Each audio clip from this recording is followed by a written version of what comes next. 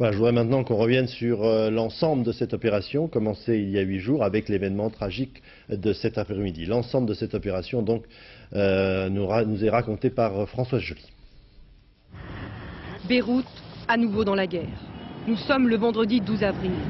Pour la deuxième journée consécutive, l'armée israélienne bombarde la banlieue sud de Beyrouth, fief du parti chiite pro-iranien le Hezbollah.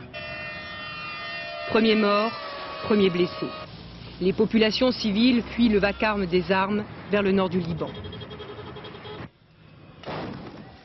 Cette offensive israélienne est une réponse aux attaques du Hezbollah qui depuis plusieurs mois lance ses roquettes Katyusha sur le nord d'Israël, faisant plusieurs victimes parmi les soldats israéliens.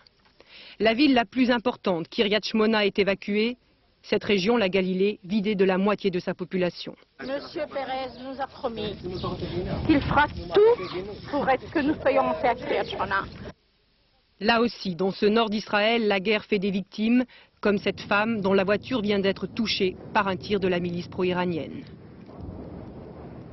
Samedi 13 avril, alors que le Hezbollah continue d'harceler le nord d'Israël, un hélicoptère de Tsahal tire un missile sur une ambulance d'une association islamiste près de la ville de Tyr.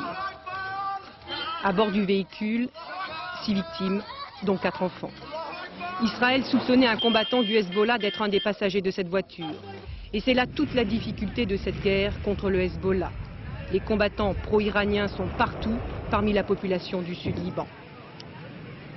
L'opération israélienne, les raisins de la colère s'intensifient. Des objectifs civils sont touchés, comme cette centrale électrique à l'est de Beyrouth. C'est désormais l'exode parmi les populations du Sud-Liban. Ils sont des centaines de milliers sur les routes. Dans le nord d'Israël, ceux qui ont choisi de rester se terrent dans les abris. Et au moment où la France et les États-Unis tentent d'obtenir l'arrêt des combats, au 7e jour de guerre, nouvelle escalade.